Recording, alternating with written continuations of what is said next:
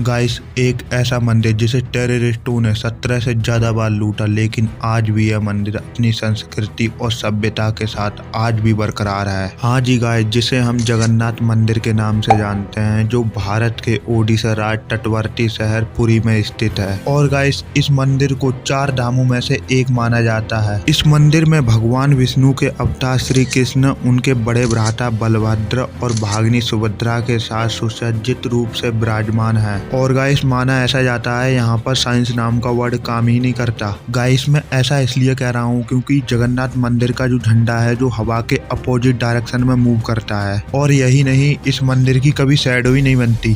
और इस मंदिर के ऊपर से कोई पंछी भी नहीं गुजरता है। आखिर ऐसा क्यों, इस बात का पता तो साइंस भी नहीं लगा सकी है। और गाइस, इसके अलावा जगन्नाथ मंदिर में कई प्रकार के चमत्कार होते हैं, जैसे समुद्र के किनारे जो आवाज आती है वो मंदिर के अंदर जाते ही बिल्कुल गायब हो जाती है। और गाइस, माना तो ऐसा भी जाता है भगवान जगन्नाथ यहाँ पर खाना खाने आते हैं, और जो प्रसाद बनता है भक्तों के लिए वो कभी कम नहीं पड़ता और ना ही कभी ज्यादा होता है।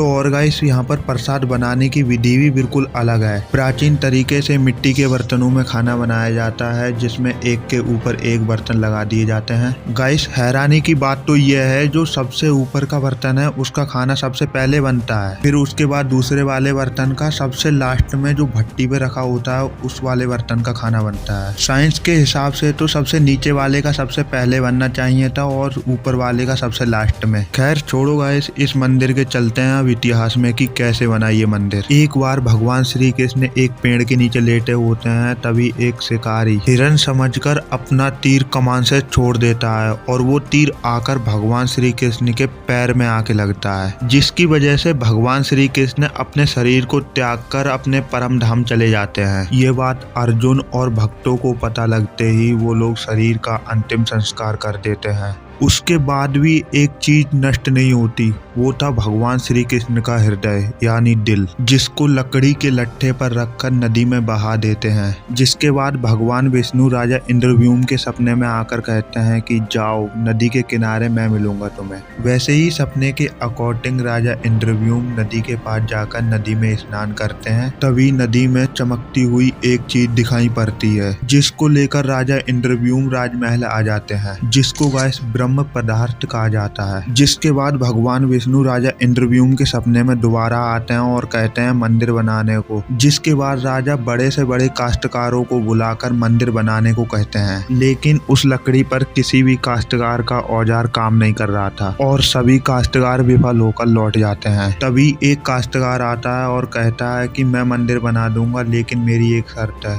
राजन हर शर्त मानने को तैयार थे, और वो शर्त थी 21 दिन तक वो एक कमरे में बंद होकर काम करेगा और 21 दिन तक ना ही उसकी काम में कोई व्यवधान डालेगा, जिसको राजा खुशी खुशी मान जाते हैं।